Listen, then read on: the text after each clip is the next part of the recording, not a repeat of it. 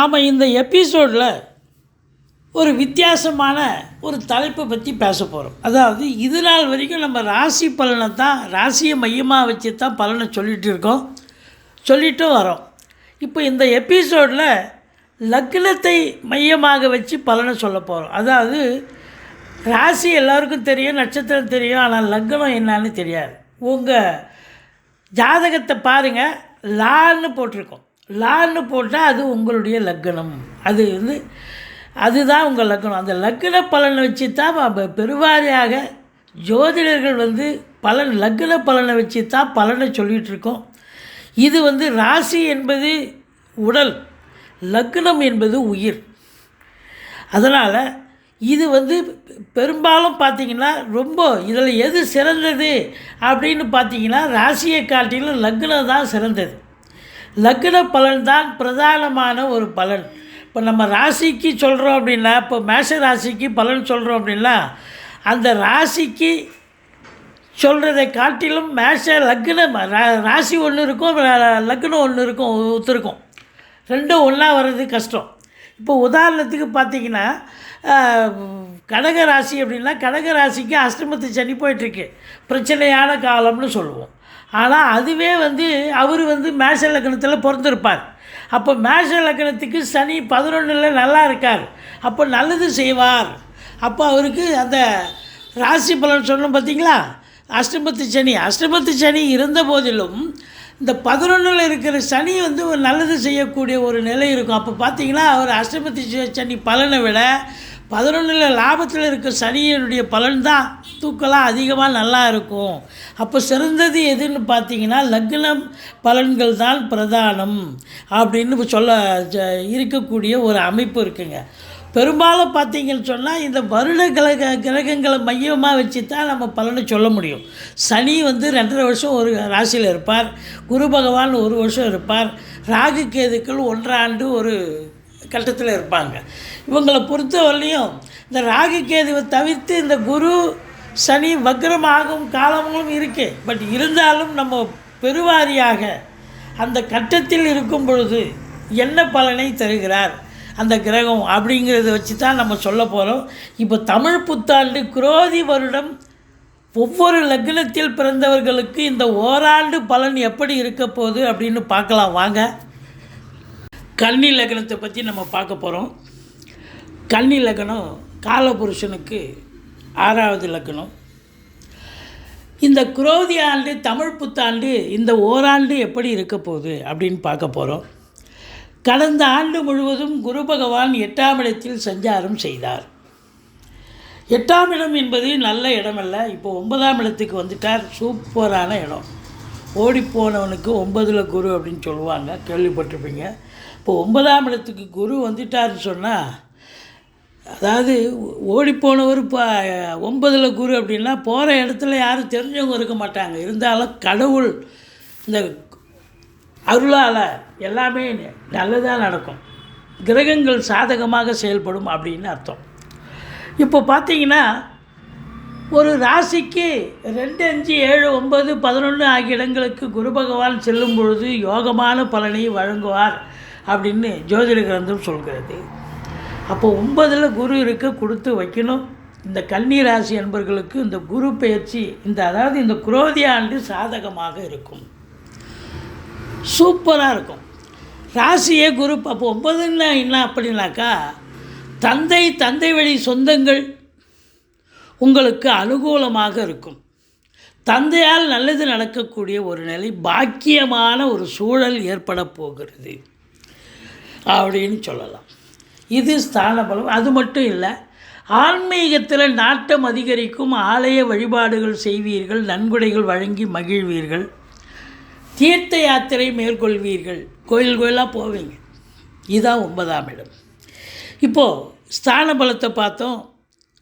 பார்வை பலம் அப்படின்னா ராசியை பார்க்க போகிறார். இது நாள் வரைக்கும் ராசியில் கேது இருந்தார். அடா கேது இருந்து ரொம்ப கெடுத்தார் உங்களை. இப்போது கேது இருக்கிறார். ஆனாலும் இந்த குரு பார்வை கோடி நன்மை. அப்போது எந்த பிரச்சனையும் இல்லை. இழந்த கௌரவங்கள், இழந்த பிரச்சனைகள் மீண்டும் சரியாகும், இழந்த கௌரவம் பெறப்படும். சமூகத்தில் பேறு புகழ் அந்தஸ்து உயரும், செல்வம் செல்வாக்கினை பெறப்போகிறீர்கள், தன்னம்பிக்கை அதிகரிக்கும். இது நாள் வரைக்கும் உங்களுக்கு பிரச்சனைகளை சந்திச்சிங்க. தனிமை விரும்பி ஏகாந்த விரும்பியாக தனியாகவே ஒரு ட்ராக் மாதிரி நீங்கள் இப்போ ட்ராவல் பண்ணீங்க. இப்போது ஓரளவுக்கு உங்கள் கேரக்டர் வைஸ் ரொம்ப சிறப்பாகவே இருக்கக்கூடிய காலகட்டம். அடுத்தது பார்த்திங்கன்னு சொன்னால், ராசியை குரு பார்க்குறாருன்னா தெளிவான சிந்தனை, செயல்கள், எண்ணங்கள் ஏற்படும். சமூகத்தில் பேறு புகழ் அந்தஸ்து உயரும். அடுத்து 3ஆம் இடத்தை பார்க்க போகிறார். கம்யூனிகேஷன் பாவம், பிபிஓ, சாஃப்ட்வேர், ஹார்ட்வேர், தபால் தந்தி இலாக்கா, கொரியர் சர்வீஸ், விளையாட்டு வீரர்கள், வீராங்கனைகள், நடன கலைஞர்கள், ஸ்டண்ட்டு கலைஞர்கள், பின்னணி பாடகர்கள், இசை அமைப்பாளர்கள், இசை வல்லுநர்கள், சினிமா மற்றும் தொலைக்காட்சி பிரிவில் பணியாற்றக்கூடிய நடிகர் நடிகைகள், டெக்னீஷியன்கள், எடிட்டர்கள், கேமராமேன்கள், புகைப்படக் கலைஞர்கள், அத்துணை பேர்களுக்கும் வாய்ப்புகள் கதவை தட்டும். இந்த 3ஆம் இடம் முயற்சி ஸ்தானம். நீங்கள் எடுக்கிற முயற்சி சிறு முயற்சியாக இருந்தாலும் அது பெரிய வெற்றியை தேடித்தரும். இளைய சகோதர சகோதரிகள், இது சனி பார்த்தது 3ஆம் இடத்தை, இப்போவும் சனி பார்க்குறார். இருந்தாலும் குரு பார்வை கோடி நன்மை. அப்போது சகோதர சகோதரிகள் உங்களுக்கு ஆதரவாக, அரவணைப்பாக, உறுதுணையாக இருப்பார்கள். ஒரு சிலர் குறுகிய தூர பயணம் ஏற்படும். நீண்ட தூர பயணத்திற்கான எதிர்பார்ப்போடு இருப்பீங்க. அதற்குண்டான தகவல் வரும். மற்றபடி 5ஆம் இடத்தை குரு பார்க்கிறார். பூர்வீகத்தில் நல்ல தகவல் கண்டிப்பாக கிடைக்கும். இது வரைக்கும் பூர்வீகம் அடிக்கடி போயிருக்க மாட்டீங்க. இப்போ இந்த வருஷம் பூர்வீகத்துக்கு நிறைய சம்பந்தம் இருக்கும். போயிட்டு வருவீங்க. ஏதாவது ஒரு வேலை பார்ப்பீங்க. அங்கே போய் வீடு கட்டுவீங்க, வீடு ஆல்ட்ரேஷன் பண்ணுவீங்க. ஏதாவது ஒன்று நடக்கும். சீட்டாட்டம், ரேஸு, லாட்ரி, ஸ்பெக்குலேஷன், மற்றபடி ஷேர் மார்க்கெட் போன்ற இனங்களில் ஈடுபாடு உள்ளவர்களுக்கு அற்புதமான ஒரு ஆண்டு இந்த ஆண்டு. குழந்தை பேர் இல்லாதவர்களுக்கு குழந்தை பேர் கிடைக்கும். பூர்வீக சொத்து பிரிச்சுக்காதவங்க இந்த காலகட்டத்தை பயன்படுத்தி கொள்ளுங்கள். பூர்வீக சொத்து பிரிச்சுக்கலாம். ஸோ அற்புதமான ஒரு அமைப்பு. இந்த குரு இந்த கன்னி ராசிக்கு 9ல் இருக்கிறது ஒரு சூப்பர். பார்வை பலம் அதை விட சூப்பர். அப்போது குரு 100% செய்யக்கூடிய ஒரு நிலையில் இருக்கிறதால நீங்கள் இந்த குரோதி ஆண்டு அற்புதமாக இருக்க போகிறது. அடுத்தது ராகுவை எடுத்துக்கலாம். ராகு 7ஆம் இடத்தில் இருக்கார். அதில் மாற்றம் எதுவும் இல்லை.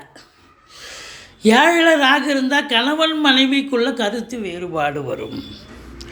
கொஞ்சம் விட்டு கொடுத்து போங்க. நண்பர்கள் புரிஞ்சிக்க மாட்டாங்க. நண்பர்களுக்கும் உங்களுக்கும் பிரச்சனைகள் வரும். வீண் வாதங்கள், விவாதங்கள் வரும். சண்டை சச்சரவுலாம் வரும். கொஞ்சம் அவாய்ட் பண்ணிக்கிங்க. அதுலேயும் கூட்டு தொழில் செய்கிற இடத்துல கூட்டாளிகளுக்கும் உங்களுக்கும் பிரச்சனைகள் வரும். கொஞ்சம் எச்சரிக்கையாக இருந்துக்குங்க. அது மட்டும் இல்லை, நீங்கள் வேலை பார்க்குற இடம், தொழில் பண்ணுற இடம், உத்தியோகம் பார்க்குற இடம், எல்லா இடத்துலையும் உங்களுக்கு சென்றமிடமெல்லாம் வெறுப்பு அப்படின்னு சொல்கிற அளவுக்கு நீங்கள் எங்கே போனாலும் இல்லையா நம்மளை ஒரு மாதிரி பார்க்குறாங்கய்யா, ஒரு தில்ஸாக பார்க்குறாங்கய்யா அப்படின்ற மாதிரியே இருக்கும். சென்றமிடமெல்லாம் சிறப்புன்னு சொல்கிறத விட சென்றமிடமெல்லாம் வெறுப்பு அப்படின்ற அளவுக்கு உங்களுக்கு இந்த 7ல் ராகு கொடுத்துருவார். அப்போது இதில் என்ன ஒரு ப்ளஸ் பாயிண்ட் அவர் பண்ணுவார் அப்படின்னா, வெளிநாடு போகணும்னு நினைக்கக்கூடிய அன்பர்கள் தாராளமாக செல்லலாம். நல்லதே நடக்கும் அப்படின்னு சொல்லலாம். வெளிநாட்டு பயணம் அனுகூலத்தை தரும். உள்நாட்டு வாணிபம், வெளிநாட்டு வாணிபம், ஏற்றுமதி இறக்குமதியாளர்கள், ஷேர் மார்க்கெட்டில் இன்வெஸ்ட் பண்ணுறவங்க, ஸ்பெக்குலேஷன் பண்ணுறவங்க, ஆன்லைன் பிஸ்னஸ் பண்ணுறவங்க, ஹோட்டல் பிஸ்னஸ் பண்ணுறவங்க, இவங்களுக்கெல்லாம் ஒரு சிறப்பான காலகட்டம். நான் ஏற்கனவே வெளிநாட்டில் தாங்க இருக்கேன், எனக்கு குடியுரிமை கிடைக்குமா? கிடைக்கும். இல்லை இன்னொரு நாட்டுக்கு போய் தொழில் பண்ணணும், உத்தியோகம் பண்ணணும்னு வாய்ப்பு இருக்கா? கண்டிப்பாக போகக்கூடிய ஒரு அமைப்பு இருக்கும். அப்படி இந்த ராகு உங்களை இடம் பெயர்வார். இடம் பெயர்ந்து நல்லதை செய்வார். உங்களை இடம் பெயர்த்துவார். அதான் அங்கே இருக்கிறது. கேது பற்றி நம்ம ராசியில், அதாவது லக்னத்திலே இருக்கிறதால இந்த கன்னி லக்னத்தில் பிறந்தவர்களுக்கு குரு கேது காம்பினேஷன் இருக்குது. இது ஒன்றும் குறை கிடையாது, நல்லாவே இருக்கும் அப்படின்னு சொல்லலாம். இப்போ சனி பகவான் பொறுத்தவரை இந்த கேது கெடுத்தார், இப்போ கெடுக்க முடியாது. ஏன்னா குரு அதாவது குரு பார்வையில் இருக்கிறதால கேது சுப கேதுவாக மாறிடுறாரு. அப்போ கேது பொறுத்தவரையிலையும் ஒரு ஞான மார்க்கம், ஒரு ஆன்மீகம் அப்படின்னு நம்ம சொல்லியிருந்தோம். சரி, இப்போ சனி பகவான் எடுத்துக்கோங்க. 6ஆம் இடத்துல சனி.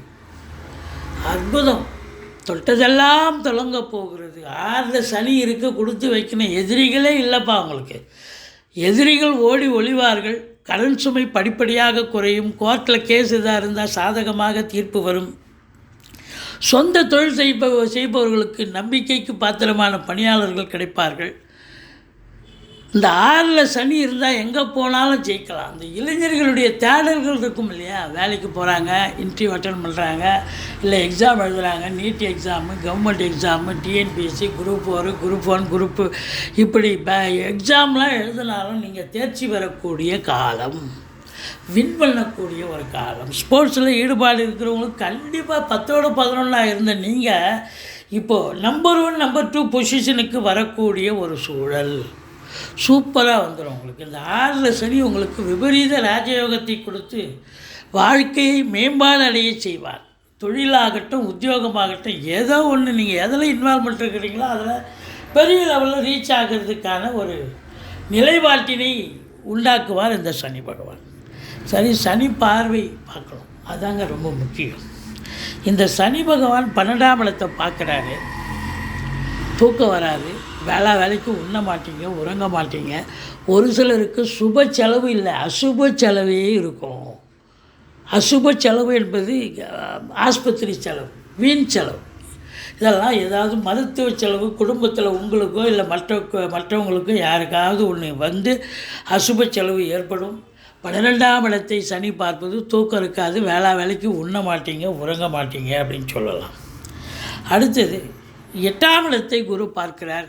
ஒரு சிலருக்கு தசாபுத்தி, பிறப்பு ஜாதக அடிப்படையில் தசாபுத்தி சரியில்லைன்னு சொன்னால் உங்களுக்கு ஒரு சில இடங்களில் அவமானம், அசிங்கம் ஏற்படலாம். அது வேலை பார்க்குற இடம், தொழில் பண்ணுற இடம், உத்தியோகம் பார்க்குற இடம், நண்பர்கள் வட்டாரம், உறவினர்கள் வட்டாரம், தெரிஞ்ச இடம், அறிமுகம் இல்லாத இடம்னு எங்கே ஏதாவது ஒன்று கண்டிப்பாக. இந்த 8ஆம் இடம் என்பது அதான். ஒரு சிலர் வந்து கடன் வாங்கியிருப்பீங்க, இஎம்ஐ கட்ட முடியாமல் பல்ல கடிக்க வேண்டிய சூழ்நிலை, அதாவது முடியல. அது வந்து இஎம்ஐ கட்ட முடியாமல் அங்கே வாங்கி இங்கே வாங்கி ஏதோ திண்டாடி கட்டுவீங்க. கடனை காட்சி ஆகட்டும். தேக ஆரோக்கியத்தில் கூட அக்கறை தேவை. பிரச்சனை வரும், மருத்துவமனைக்கு செல்ல நேரிடும். இப்போது 3ஆம் இடத்தை பார்க்கிறார். இளைய சகோதரர்களுக்கும் உங்களுக்கும் கருத்து வேறுபாடு ஏற்படும். காரியங்கள் தடைபட்டு பிறகு சக்ஸஸ் ஆகும். எந்த ஒரு காரியத்தை எடுத்தாலும் முதலில் ஒரு தடை இருக்கும், ஆனால் அதுக்கப்புறம் குரு வந்து அதை சக்ஸஸ் பண்ணி விட்டுருவார். இதுதாங்க நடக்க போகுது. ஆனால் இந்த கன்னி லக்னத்தில் பிறந்த அன்பர்களுக்கு இந்த குரோதி ஆண்டு சூப்பரான ஒரு ஆண்டு. நம்ம மைனஸும் சொல்ல கடமைப்பட்டிருக்கோம். அதான் மைனஸ் அதிகமாக இருக்குதுன்னு நினைக்காதீங்க, ப்ளஸ்ஸு தான் நிறைய இருக்குது. அப்போது இந்த குரோதி ஆண்டு ஒரு சூப்பரான ஒரு ஆண்டு. சாதிக்க போகிறீங்க, புகழ் பெற போகிறீங்க. அதுவும் பத்திரிகை துறை, மீடியா துறை, எழுத்துத்துறை, புதனுடைய ஆதிக்கம் நிறைந்த அன்பர்களுக்கு ஒரு பொற்காலம். கலைத்துறையில் இருக்கும் அன்பர்களுக்கும் ஒரு அற்புதமான ஒரு ரெகக்னேஷன், நல்ல ரெமுனரேஷன் கிடைக்கக்கூடிய ஒரு காலகட்டம் என்று சொன்னால் மிகையாகாது.